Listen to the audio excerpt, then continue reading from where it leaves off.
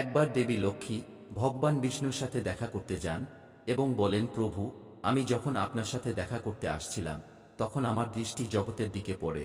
সেখানে আমি দেখলাম তিনজন নারী যারা নিজেদের মধ্যে বন্ধু ছিলেন, তাদের মধ্যে দুজন নারী বিধবা হয়ে দুর্বিষহ জীবন যাপন করছে, কিন্তু একজন নারী স্বামীর সাথে সুখী জীবন যাপন করছে। প্রভু, আমি কিছুতেই বুঝতে পারছি না যে এমনটা কেন হয়, তাই আমার মনে তিনটি প্রশ্ন উঠতে শুরু করেছে। আপনি এই তিনটি প্রশ্নের উত্তর দিয়ে আমাকে সন্তুষ্ট করার কৃপা করুন। তখন ভগবান বিষ্ণু বলেন, দেবী লক্ষ্মী, আপনি আমাকে আপনার তিনটি প্রশ্ন বলুন, আমি আপনার প্রশ্নের উত্তর দিয়ে আপনাকে সন্তুষ্ট করার চেষ্টা করব। তখন দেবী লক্ষ্মী বলেন, আমার প্রথম প্রশ্ন, কোন নারীরা অকালে বিধবা হয়? আমার দ্বিতীয় প্রশ্ন, কোন নারীরা জীবনে কখনো সুখ পায় না? আমার তৃতীয় প্রশ্ন, কি এমন জিনিস যা স্ত্রী চাইলে স্বামীকে দিতে পারে না? দেবী লক্ষ্মীর প্রশ্ন শুনে ভগবান বিষ্ণু বলতে লাগলেন, দেবী লক্ষ্মী, আপনি যে নারীদের কথা বলছেন তাদের মধ্যে দুজন নারী বিধবা হয়ে অসুখী জীবনযাপন করেছে, কিন্তু সেখানে একজন মহিলা সধবা, সে তার স্বামীর সাথে সুখী জীবনযাপন করছে। আপনি জানতে চান কেন এমন হয়? তাহলে আপনাকে একটা পবিত্র গল্প বলি। আপনি যদি এই পবিত্র গল্পটি মনোযোগ দিয়ে শোনেন তাহলে আপনি আপনার তিনটি প্রশ্নের উত্তর এই গল্পের মাধ্যমে পাবেন। তাই অবশ্যই মনোযোগ দিয়ে পবিত্র গল্পটি শুনুন। যে এই গল্পটি মনোযোগ দিয়ে শেষ পর্যন্ত শোনে, আমি তার ৩২টি পাপ ক্ষমা করি। তখন মাতা লক্ষ্মী বলেন, প্রভু, আপনি গল্প শুরু করুন, আমি অবশ্যই মন দিয়ে শুনব। তখন ভগবান বিষ্ণু বলেন, হে দেবী, আপনি তিনজন মহিলার মধ্যে যে সধবা মহিলার কথা বলছেন, তিনি স্বামীর সাথে সুখী জীবন যাপন করছে। সেই মহিলাটি আসলে একজন রাজা চাকরের স্ত্রী। সেই চাকরের তার স্ত্রীর প্রতি পূর্ণ আস্থা ও ভরসা আছে যে তার স্ত্রী পবিত্রতা, তাই তিনি তার সহকর্মীদের কাছে বারবার তার স্ত্রী পতিব্রতা প্রশংসা করতেন। একদিন রাজার চাকর তার স্ত্রীর এত প্রশংসা করল যে সে খবরটি ধীরে ধীরে রাজার দরবারে পৌঁছে গেল। তখন রাজা সেই চাকরকে ডেকে বললেন, তুমি সবাইকে বলছো তোমার স্ত্রীর পবিত্রতা, তোমার স্ত্রী কি সত্যিই পবিত্রতা? রাজার কথা শুনে চাকর বলল, আমার পূর্ণ বিশ্বাস আছে এবং তার চেয়েও বেশি বিশ্বাস আছে যে আমার স্ত্রীর সম্পূর্ণ পবিত্রতা। সেই সময় রাজার মহামন্ত্রী বলতে শুরু করেন, আমি যদি তোমার স্ত্রীর পবিত্রতা ধর্ম নষ্ট করি তাহলে তোমার কি শাস্তি হবে? তখন চাকর বলল, আমার স্ত্রীর পবিত্রতা ধর্ম ভঙ্গ করতে পারলে আমাকে মৃত্যুদণ্ড দেবেন, কিন্তু মহারাজ মন্ত্রী মহাশয়, আমার স্ত্রীর পবিত্রতা ধর্ম ভঙ্গ করতে না পারলে তার শাস্তি কি হওয়া উচিত? তখন রাজা বললেন, মন্ত্রীকেও মৃত্যুদণ্ড দেওয়া হবে। মন্ত্রী মেনে নিলেন এবং চাকরকে জিজ্ঞাসা করলেন, আমি কি জিনিস আনবো যাতে আমি বিশ্বাস করাতে পারি যে আমি তোমার স্ত্রীর পবিত্রতা ধর্ম ভঙ্গ করতে সফল হয়েছি? তখন চাকর বলল, মহামন্ত্রী, আমি আমার বিয়ের সময় একটি হাঁড়ি ও একটি সরা পেয়েছিলাম। আমার স্ত্রী সেগুলো খুব যত্ন সহকারে রেখেছে বিবাহের লক্ষণ হিসাবে। আপনি যদি আমার বাড়ি থেকে আমার বিয়ের সময় পাওয়া হাঁড়ি এবং সরা আনতে পারেন তাহলে আমি বিশ্বাস করব আপনি আমার স্ত্রীর পবিত্রতা ভঙ্গ করতে পেরেছেন। এখন এই শর্ত মেনে নেওয়ার পর মন্ত্রী শহরে গিয়ে এক মহিলার সাথে দেখা করে। সেই মহিলা ছিল খুবই দুষ্টু প্রকৃতির। সে সর্বদা একে অপরকে ভেদ করার জন্য কাজ করতেন। মহামন্ত্রী জানতেন আমার কাজ এই মহিলা ছাড়া আর কেউ করতে পারবেন না। অতএব সেই মন্ত্রী নিজের স্বার্থপরতার জন্য সেই দুষ্টু মহিলাকে বললেন, দেখো, রাজার এক চাকরের সাথে আমার বাজি হয়েছে। এই বলে সে তাকে বাজির সব কথা বলল। তুমি যেভাবেই হোক ওই চাকরের স্ত্রীর সাথে আমার যোগাযোগ করাতে পারো, আমি তোমাকে অনেক টাকা দেব। এভাবে মন্ত্রীর কথা শুনে দুষ্টু মহিলা বলতে লাগলেন, ভাই, ওই মহিলার কথা বলবেন না। সেই মহিলা সম্পূর্ণ পবিত্রতা, আপনার কথা বললে সে আমার গায়ে থুতু ফেলবে এবং আপনার চামড়া খুলে নেবে। এরপর মন্ত্রী বললেন, ঠিক আছে, তুমি যদি আমাকে তার সাথে যোগাযোগ করাতে না পারো তবে আমার জন্য একটা কাজ করো, তার বাড়ি থেকে হাঁড়ি এবং সরা চুরি করে নিয়ে এসো এবং যদি তার স্ত্রীর গোপন জায়গায় কোনো চিহ্ন থাকে তাহলে সেটা দেখে এসো। এই কাজটা করতে পারলে তুমি যা পুরস্কার চাইবে আমি তোমাকে দেব। তখন সেই দুষ্টু মহিলা বললেন, ঠিক আছে, আমি অবশ্যই আপনার কাজ করব। এরপর দুষ্টু মহিলা চাকরের বাড়িতে গিয়ে তার স্ত্রীকে বলে, বেটি, আমি তোমার স্বামীর মাসি, অনেক বছর পর এসেছি। তখন মহিলাটি বলল, তোমাকে আগে কখনো দেখিনি তাই চিনতে পারিনি। এরপর সেই পবিত্রতা নারী সেই দুষ্টু মহিলাকে সম্মানের সাথে আদর যত্ন করতে লাগল। এইভাবে সেই দুষ্টু মহিলা দুদিন তার বাড়িতে অবস্থান করল। এরপর একদিন সকালে যখন সেই পবিত্রতা নারীর স্নান করছিল তখন সেই মহিলা চোখ ধোয়ার অজুহাতে পবিত্রতা নারীর চোখে নোংরা জল ছিটিয়ে দিতে সেই মহিলার চোখ বন্ধ হয়ে গেল।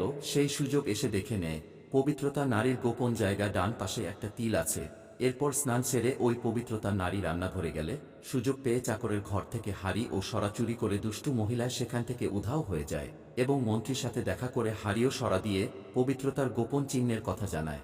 মন্ত্রী সোজা রাজার দরবারে গিয়ে রাজাকে বললেন, মহারাজ, আমি চাকরের স্ত্রীর সাথে দুদিন কাটিয়ে এসেছি এবং এই হাড়ি ও সরা চাকরের স্ত্রীর হাত থেকে নিয়ে এসেছি। তখন রাজা চাকরকে দরবারে ডাকলেন।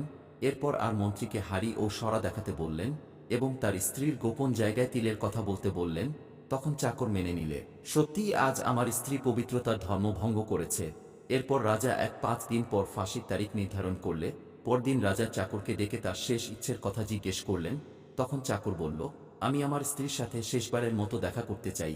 তখন রাজা তাকে হুকুম দিলেন, ঠিক আছে, তুমি তোমার স্ত্রীর সাথে শেষবারের মতো দেখা করতে পারো। চাকরটি তার বাড়িতে গিয়ে স্ত্রীকে বলল, তুমি আমার ভরসায় বড় বিশ্বাসঘাতকতা করেছ। আমি তোমার ভরসার মন্ত্রীর কাছে এমন শর্ত দিয়েছিলাম যে আপনি যদি আমার স্ত্রীর পবিত্রতার ধর্ম নষ্ট করতে পারেন তাহলে আমাকে ফাঁসি দেবেন। এখন 5 দিন পর আমাকে ফাঁসি দেওয়া হবে। আমার সাথে বিশ্বাসঘাতকতা করে তুমি ঠিক করনি। তখন পবিত্রতা নারী তার স্বামীকে সব বলল, কিন্তু সে বিশ্বাস করল না এবং রাজার দরবারে পৌঁছে গেল। তখন রাজা তাকে আবার কারাগারে বন্দী করলেন। অন্যদিকে চাকরের পবিত্রতা ও ধার্মিক স্ত্রীর ঈশ্বরকে স্মরণ করে নিজেকে ছদ্মবেশ ধারণ করে রাজার দরবারে গিয়ে রাজার কাছে নাচ দেখানোর অনুমতি চাইলেন। ওই মহিলাটি ছিল খুবই সুন্দর। অন্যদিকে রাজারা এসব খুব পছন্দ করেন, তাই রাজা অনুমতি দিলেন যে সকল মন্ত্রীরা উপস্থিত থাকবেন এবং সুন্দরীর নৃত্যে সম্পূর্ণ ব্যবস্থা করা হবে। তখন সমস্ত দরবার মহামন্ত্রী ও রাজা উপস্থিত ছিলেন এবং চাকরের স্ত্রী নাচতে শুরু করলেন। তখন রাজা সেই পবিত্রতার নাচ দেখে মুগ্ধ হয়ে বললেন, তুমি কি চাও? তখন সেই চাকরের প্রতিব্রতা স্ত্রী বললেন, মহারাজের দরবারে এক চোর আছে যে আমার টাকা পয়সা সহ মূল্যবান জিনিস চুরি করেছে। আপনি তাকে মৃত্যুদণ্ড দিন। তখন রাজা বললেন, ঠিক আছে, বলুন আমার দরবারে কে চোর, তার নাম কি? আমি তাকে অবশ্যই মৃত্যুদণ্ড দেব। তখন সেই চাকরের পবিত্রতা স্ত্রী বললে, মহারাজ, আপনার মন্ত্রী চোর, তাকে মৃত্যুদণ্ড দিতে হবে। তখন মন্ত্রী বললেন, মহারাজের শপথ করে বলছি, আমি ওর কাছ থেকে কখনো কিছু চুরি করিনি, আজ পর্যন্ত কখনো ওর মুখ দেখিনি, আমি কিভাবে চুরি করতে পারি?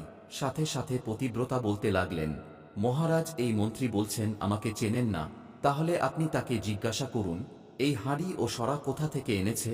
আমি আপনার সেই চাকরের স্ত্রী যাকে আপনি ফাঁসির আদেশ দিয়েছেন। এই মন্ত্রী যদি আমাকে না চেনেন তাহলে কিভাবে আমার পতিব্রতা ধর্ম নষ্ট করতে পারে? আপনি আমার নিরপরাধ স্বামীকে ফাঁসি দেবেন না।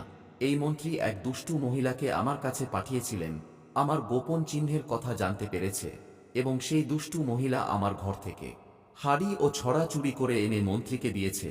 চাকরের প্রতিব্রত স্ত্রীর মুখে সব কথা শুনে রাজা সেই দুষ্টু মহিলাকে ডাকলেন। তারপর সেই দুষ্টু মহিলা রাজার কাছে পুরো সত্যটি স্বীকার করলেন, যার ফলে রাজা চাকরকে ছেড়ে দিয়ে মন্ত্রীকে ফাঁসি দেওয়ার আদেশ দিলেন। এরপর সেই চাকরের প্রতিব্রতা স্ত্রী রাজাকে বললেন, মহারাজ, আমি আমার স্বামীর নামও উচ্চারণ করি না, আমি কিভাবে আমার প্রতিব্রতা ধর্ম নষ্ট করতে পারি? বন্ধুরা, এরপর ভগবান বিষ্ণু বলেন, দেবী লক্ষ্মী, এখানেই আমার গল্প শেষ। এখন আপনি আপনার 3টি প্রশ্নের উত্তর শুনুন।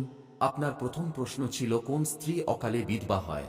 যে স্ত্রীরা স্বামীর নাম মুখে নেয় তারা অকালে বিধবা হয়, কারণ স্বামীর নাম নিলে স্বামীর আজু কমে যায় এবং সময়ের আগেই তাদের স্বামী মারা যায়, আর তাদের অকালে বিধবা হয়ে দুর্বিষহ জীবন যাপন করতে হয়।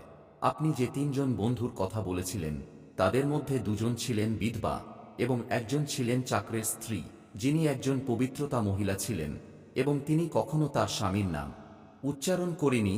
বাকি 2জন মহিলা তাদের স্বামীর নাম ধরে ডাকতেন, যার কারণে তাদের স্বামী আজু কমে যায় এবং তারপর উভয় মহিলায় অকালে বিধবা হয়ে যায় এবং আজ তারা অসুখী জীবনযাপন করছে। তাই মহিলাদের কখনো তাদের স্বামীর নাম উচ্চারণ করা উচিত নয়। এখন আপনার দ্বিতীয় প্রশ্ন হচ্ছিল, কোন নারী জীবনে কখনো সুখ পায় না?